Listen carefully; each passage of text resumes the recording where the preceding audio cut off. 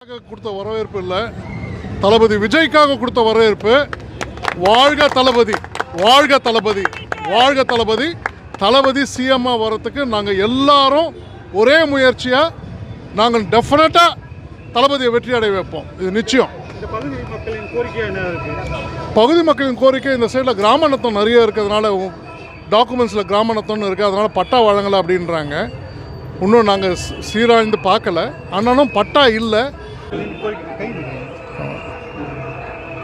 அவங்களுடைய பிரச்சனைகள் பார்த்திங்கனாக்கா எல்லாமே கிராம நத்தமாக இருக்கிறத எங்களுக்கு பட்டா கொடுக்கல. நாங்கள் பட்டாக்கெல்லாம் எல்லாத்துக்கும் கேட்டோம், இன்னும் அந்த எதுவுமே நிறைவேற்றி வைக்கல. ரோடெல்லாம் சரியாக இல்லை. இப்போவே நான் உள்ள குறுக்கு ரோடு அனைத்துலேயும் நான் உள்ளே நடந்து போய் பார்த்துட்டு வந்தேன். அந்த அனைத்து குறுக்கு ரோடுலேயும் பார்த்திங்கனாக்கா கல்லும் மெல்லுமாக இருக்குது. வயசானவங்க எப்படி நடப்பாங்கன்றது எங்களுக்கு புரியல. அதுவும் ட்ரைனேஜ் ஃபெசிலிட்டி இல்லாததுனால நிறைய பிரச்சனைகள் இருக்குது. சுகாதார பிரச்சனை நிறைய உண்டாகுது. இது இல்லாமல் பசங்களுக்கு விளையாடுறதுக்கு நல்ல மைதானம் இல்லை, நல்லதொரு விளையாட்டு திடல் இல்லை.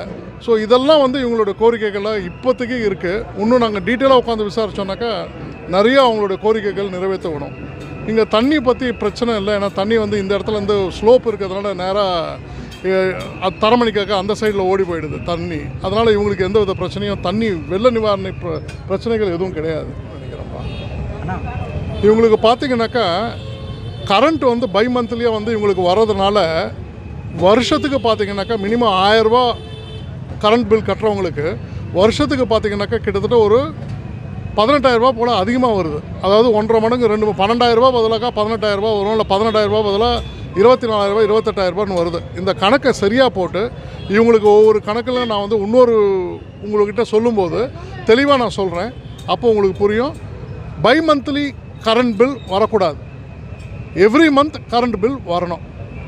இப்போ இருக்கக்கூடிய டார்கெட்டே பை மந்த்லியில் 601 யூனிட்டுக்கு மேலே போச்சுனாக்கா நான் சொன்ன மாதிரி 9 ரூபா 45 பைசாவும், 300 யூனிட் இருந்ததுனாக்கா 4 ரூபா 85 பைசாவோ என்னவோ அவங்க சார்ஜ் பண்ணுறாங்க.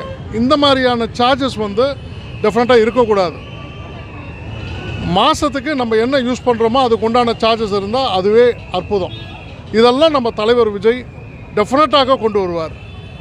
நிச்சயமாக நாங்கள் இந்த அரசாங்கம் அமைக்கும்போது சட்டபூர்வமாக இவர்களுக்கு வழங்கக்கூடிய பட்டா, இவங்களுக்கு வழங்கக்கூடிய எல்லா ரோடு அமைப்புகள், பெண்கள் பாதுகாப்பு, தலைவர் கூறியது போல் அந்த ஸ்போர்ட்ஸ் எல்லாத்துலேயுமே இளைஞர்களுக்கு வேலைவாய்ப்பு எல்லாமே இவங்களுக்கு எல்லாமே நல்லபடியாக அமைய நாங்களும் முழு மனதோடு பாடுபடுவோம். தலைவரை கோட்டையில் அமர வைப்போம். இதுவே எங்களுடைய வெற்றியின் வாதம்.